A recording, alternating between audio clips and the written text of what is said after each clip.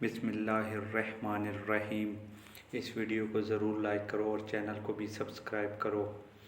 شروع کرتے ہیں۔ حضرت سیدنا انس بن مالک رضی اللہ تعالیٰ عنہ سے مروی ہے، رسول خدا صلی اللہ تعالیٰ علیہ وسلم نے فرمایا، یہ مقدس اور بابرکت کلمات ہر انسان سیکھ لے، اس سے قبر عذاب چھٹکارا ملتا ہے، اولاد کی سلامتی فرشتوں کے تابع ہوتی ہے، پل صراط سے گزرنے کا ذریعہ ہے، جہنم کی آگ سے بچا لیتی ہے، حتیٰ کہ جنت میں تمہارا مقام مل جاتا ہے۔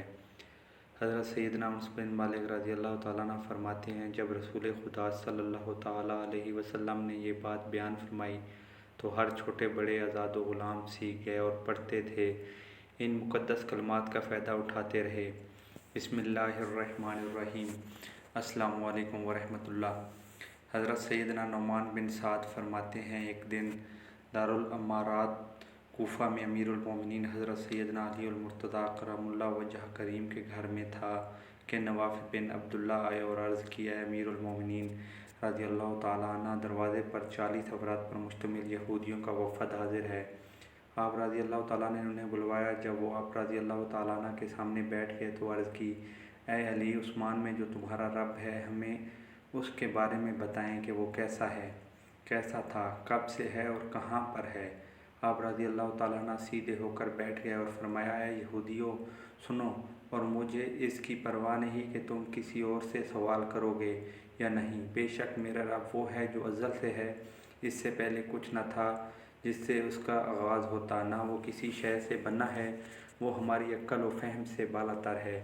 اس کا جسم نہیں جو کسی مکان کو گھیر سکے، نہ وہ پردے میں چھپا ہے اس کا احاطہ کیا جا سکے، وہ حادث بھی نہیں ہے، یعنی ایسا نہیں کہ وہ پہلے نہیں تھا، بعد میں ہوا، بلکہ وہ تو اس سے بھی پاک ہے۔ دیگر اشیاء کی طرح اس کی کیفیت بیان کی جائے کہ وہ ایسا تھا، بلکہ وہ ہمیشہ سے ہے، ہمیشہ رہے گا۔ زمانہ کی تبدیلی اور ہر آن کے بعد نئی ان کی وجود سے اس کی ذات پاک ہے۔ خیالی تصویر سے اس کی صفت کیوں کر بیان ہو سکتی ہے اور فصیح البلیغ زبانوں سے بھی کم آٹھ اس کی تعریف کیوں کوئی ممکن ہو سکتی ہے۔ اس کی شان یہ نہیں کہ چیزوں کے اندر پایا جائے کہ کہنا پڑے کہ وہ سب چیزوں سے جدا ہے، اور نہ ہی وہ اشیاء سے جدا ہے جو کہا جائے کہ وہ ان چیزوں میں پایا جاتا ہے، وہ اشیاء سے نہیں کہا جائے ان سے جدا ہو گیا، نہ ہی وہ ان اشیاء سے بنا ہے کہ کہا جائے کہ وہ بن گیا، بلکہ وہ کیفیت سے پاک ہے، شارک سے زیادہ قریب اور ہر قسم کی مشابہت سے بہت بعید ہے۔ اس کے بندوں کا کوئی لمحہ کسی لفظ کی بازگشت، ہوا کا کوئی جھونکا، کسی قدم کی آہٹ، انتہائی طریق رات میں بھی اس سے پوشیدہ نہیں۔ چمکتے چاند کی روشنی اس پر چھا نہیں سکتی، سورج کے روشن ہالہ کی کوئی کرن اس پر بہر نہیں، نہ ہی آنے والی رات کا متوجہ ہونا اور جانے والے دن کا پھرنا، بلکہ وہ کائنات کی ہر شے کا احاطہ کیے ہوئے ہے۔ وہ ہر مکان، ہر گھڑی، ہر لفظ، ہر انتہا، ہر مدت سے باخبر ہے۔ انتہائی تو مخلوق لیے ہوتی ہیں اور حدیں اس کی غیر کی طرح منسوب ہیں۔ اشیاء خود پیدا نہیں ہوتی اور نہ پہلے زمانے کے ساتھ متصف ہوتی ہیں، ان کے اول وقت کی ابتدا قرار دیا جائے، بلکہ رب العزت نے جو چاہا پیدا فرمایا اور ان کی تخلیق اور افزائش بخشت دے دی، اور جیسی چاہی صورت بخشی اور کیا ہے حسین صورتیں بنائی، اور وہ اپنی بلندی و بزرگی میں یکتا ہے، کوئی شے اس کی متقابل نہیں، اور نہ ہی مخلوق کا اطاعت کرنا اس کو نفع پہنچ سکتا ہے۔ وہ دعا کرنے والوں کی دعا قبول فرماتا ہے۔ زمین و آسمان اس کی عبادت گزار فرشتوں سے بھرے پڑے ہیں، مردوں اور زندوں کے بارے میں بھی علم رکھتا ہے، بلند آسمانوں، ساتوں زمینوں، نیز ہر چیز کے متعلق علم رکھتا ہے۔ کثیر آوازوں کا جمع ہونا اس متحیر نہیں کرتا، اور نہ ہی کثیر زبانوں کا سننا اسے کسی ایک سے مشغول کرتا ہے۔ وہ مختلف آوازوں کو سننے والا اور بغیر اعضاء و جوارح انہیں جواب دینے والا، مدبر، بصیر، تمام امور کا جاننے والا اور خود زندہ آوروں کو قائم رکھنے والا ہے۔ پاک ہے وہ جس نے بغیر اعضاء و بغیر ہونٹ حضرت سیدنا موسیٰ علیہ السلام سے کلام فرمایا، اور جو یہ گمان کرتا ہے کہ ہمارا خدا محدود ہے، پس وہ اللہ کی حقیقت سے نابلند ہے۔ جو یہ کہے کہ مکانات اس کے احاطہ کیے ہوئے ہیں تو وہ فساد میں ہے۔ اللہ عز و جل تو ہر جگہ کو محیط ہے۔ پس اگر تو اللہ عز و جل کی ایسی صفات بیان کرنے سے باز نہیں والا تو آتا تو جو اس کی شان کے لائق نہیں، تو حضرت سیدنا جبرائیل، میکائیل اور اسرافیل علیہ السلام کی تو صفت بیان کر کے دکھا۔ جو اس کی مخلوق ہیں، حالانکہ تو اس سے بھی عاجز ہے، تو پھر خالق و معبود عز و جل کی صفت کا کیسے ادراک کر سکتا ہے، جسے نہ اونگ ہے نہ نیند، زمین و عثمان پر اسی کی بادشاہت ہے اور وہ بڑے عرش کا مالک ہے۔ امیر المومنین حضرت سیدنا علی المرتضیٰ کرم اللہ تعالی وجہ کریم فرماتے ہیں، مجھے یہ بات پسند نہیں کہ میں بچپن میں مر جاؤں، جنت میں داخل ہو جاؤں اور بڑا ہو کر اللہ عز و جل کی معرفت نہ حاصل کر پاؤں۔ حضرت سیدنا سید بن ابو عروجہ فرماتے ہیں، ہم حضرت سیدنا حسن بصری علیہ رحمۃ اللہ علیہ کے پاس بیٹھے تھے کہ سبز آنکھوں والا ایک شخص آیا اور آپ نے پوچھا کہ کیا تم پیدائشی طور پر اس سے ایسے ہو یا کوئی بیماری ہے؟ اس نے کہا، اے ابو سعید، کیا آپ مجھے نہیں پہچانتے؟ پوچھا، تم کون ہو؟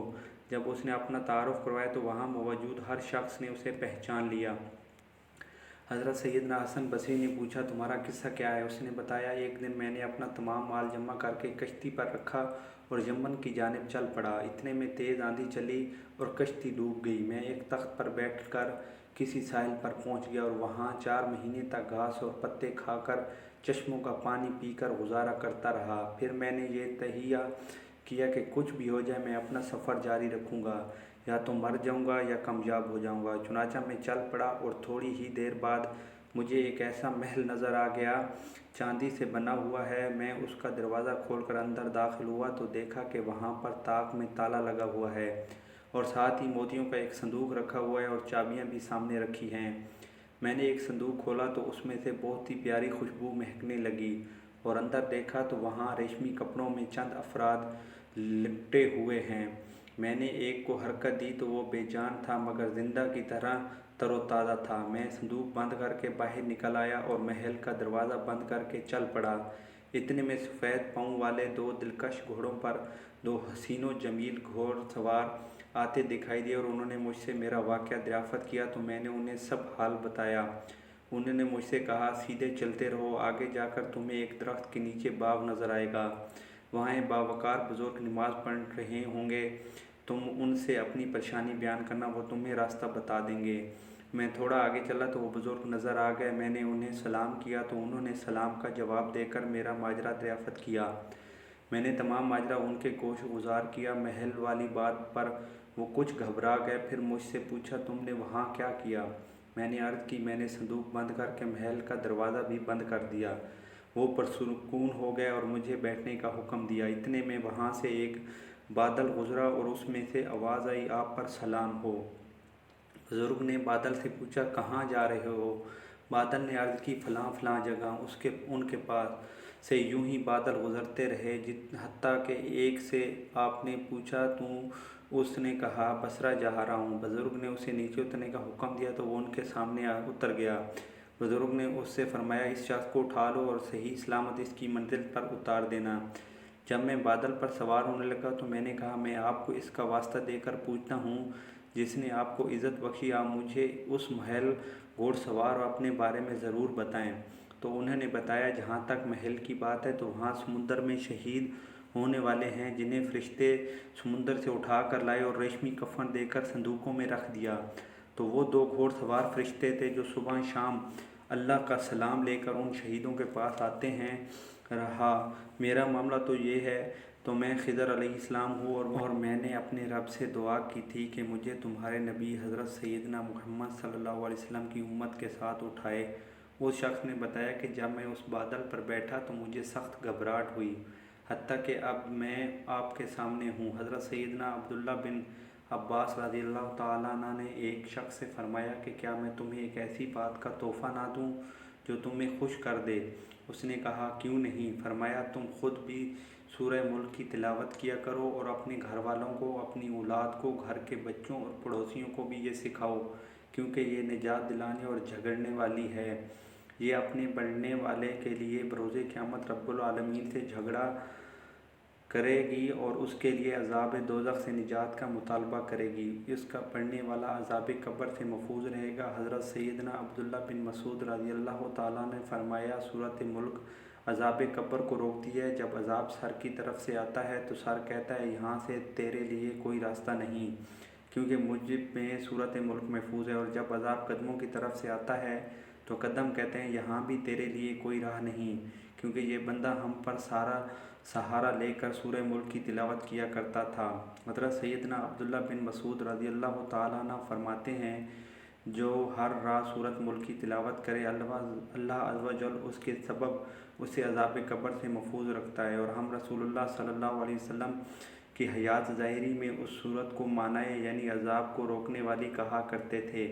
حضرت سیدنا انس بن مالک رضی اللہ تعالیٰ عنہ روایت کرتے ہیں، سرکار مدینہ صلی اللہ تعالیٰ علیہ وسلم نے ارشاد فرمایا، ایک شخص فوت ہو گیا، اسے صرف سورہ ملک ہی یاد تھی۔ جب اسے قبر میں اتارا گیا اور عذاب کا فرشتہ آیا تو یہ صورت اس کے سامنے ہو گئی۔ فرشتے نے کہا، تم کتاب اللہ سے ہو، مجھے تمہارے ساتھ بے ادبی ہرگز پسند نہیں۔ میں تمہارے لیے اس مرنے والے کے لیے اور اپنے لیے کسی نفع اور ضرر کا مالک نہیں ہوں۔ اگر تم اسے عذاب سے بچانا چاہتی ہو تو میرے ساتھ رب کی بارگاہ میں چل کر اس کے لیے سفارش کرو۔ چنانچہ سورۃ ملک بارگاہ الہی میں پہنچی اور عرض کی، اے میرے رب، تیرے فلاں بندے نے مجھے تیری کتاب سے منتخب کر کے سیکھا اور میری تلاوت کی، کیا تو اسے آگ سے جلائے گا اور عذاب دے گا حالانکہ میں اس کے پیٹ میں ہوں؟ اگر تیرا یہی ارادہ ہے تو مجھے اپنی کتاب سے مٹا دے۔ رب تعالیٰ ارشاد فرماتا ہے، میں تجھے ناراض ہوتا دیکھ رہا ہوں۔ سورۃ ملک نے عرض کی، ناراض ہونا میرا حق ہے۔ رب تعالیٰ نے ارشاد فرمایا، جا، میں نے اسے تیرے حوالے کیا اور اس کے حق میں تیری سفارش قبول کی۔ چنانچہ وہ واپس گئی اور فرشتہ بوجھل قدموں کے ساتھ خالی ہاتھ واپس چلا گیا۔ پھر سورہ ملک نے اس میت کے منہ پر اپنا منہ رکھ کر کہا، کیا ہی خوب ہے یہ منہ جو اکثر میری تلاوت کرتا تھا، کیا ہی خوب ہے یہ سینہ جس نے مجھے محفوظ کیا، کیا ہی خوب ہے یہ قدم جن کا سہارا لے کر مجھے تلاوت کیا جاتا تھا۔ پھر وہ قبر میں اس کا دل بہلاتی رہی تاکہ اسے وحشت نہ ہو۔ حضرت سیدنا انس بن مالک رضی اللہ تعالیٰ عنہ فرماتے ہیں، جب رسول خدا صلی اللہ تعالیٰ علیہ وسلم نے یہ بات بیان فرمائی تو ہر چھوٹے بڑے آزاد غلام نے اس صورت کو سیکھ لیا اور آپ صلی اللہ علیہ وسلم نے اس کا نام منجیہ نجات دلانے والی رکھا۔ حضرت سیدنا عبداللہ بن مسعود رضی اللہ تعالیٰ عنہ فرماتے ہیں کہ جب کوئی شخص مر جاتا ہے تو اس کے گرد آگ جلائی جاتی ہے۔ اگر آگ اور جسم کے مابین حائل ہونے کے لیے کوئی عمل نہ ہو تو وہ آگ اپنی طرف کا حصہ جلا دیتی ہے۔ ایک شخص فوت ہو گیا اور وہ قرآن کریم میں سے صرف سورۃ ملک ہی پڑھا کرتا تھا، اور اس پر جب عذاب سر کی طرف سے آیا تو اس صورت نے سامنے آ کر اسے روک دیا اور کہا، یہ میری تلاوت کرتا تھا۔ قدموں کی طرف سے آیا تو اسے صورت نے کہا، یہ ان پر کھڑے ہو کر میری تلاوت کرتا تھا۔ پیٹ کی طرف آیا تو سورہ ملک نے کہا، اس نے مجھے محفوظ رکھا تھا۔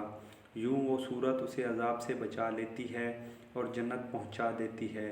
اللہ تبارک تعالیٰ سے دعا ہے، میرے تمام مسلمان بہن بھائیوں کے بچوں کو اللہ پاک اپنے حفظ و امان میں رکھے، آمین یا رب العالمین۔ جزاک اللہ خیرا کثیرا۔ چینل کو ضرور سبسکرائب کریں، شکریہ۔